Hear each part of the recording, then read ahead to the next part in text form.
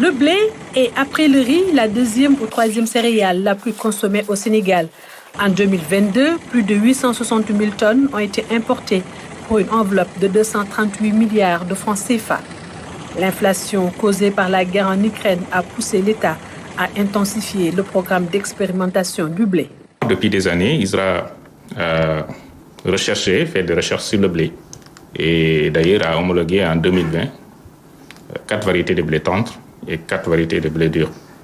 Donc ça c'est en 2020 et depuis lors aussi, on est en train de développer d'autres variétés beaucoup plus performantes et on est également en train de diffuser les technologies qu'on a développées parce qu'il s'agit de développer des technologies mais aussi il faut transférer ces technologies-là. Aujourd'hui, de nombreux producteurs investissent ce secteur. À Pout, ce sont des hectares qui sont emblavés. C'est une parcelle de 6 hectares. Tout est emblavé en blé. La variété qu'on est en train de faire, c'est le Diré 17. Le Diré 17, c'est une variété résistante à la chaleur et aux champignons.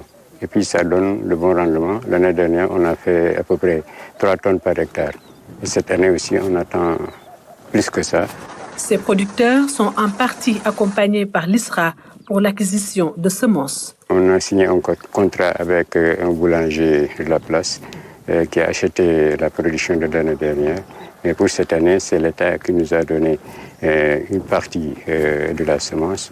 Et l'autre parcelle, c'est la production de l'année dernière. L'expérimentation du blé dans notre pays commence à porter ses fruits. Des résultats très prometteurs sont enregistrés. On a aussi eu à faire des parcelles de démonstration un peu partout. L'année passée, 2022-2023, on a fait des tests au niveau même de Dakar, au niveau de Bot-Sénégal, Sangalkam, mais aussi dans la vallée. Vraiment, ce sont des variétés non seulement locales, qu'on a testées en comparaison avec des variétés qu'on a importées de l'Égypte. Et vous avez vu avec le ministre de l'époque qui avait fait des visites, on a eu des rendements jusqu'à 6 tonnes à l'hectare. Alors que ces rendements-là, ce sont des rendements qu'on obtient dans les pays maghrébiens. Donc, alors que les conditions climatiques sont un peu différentes.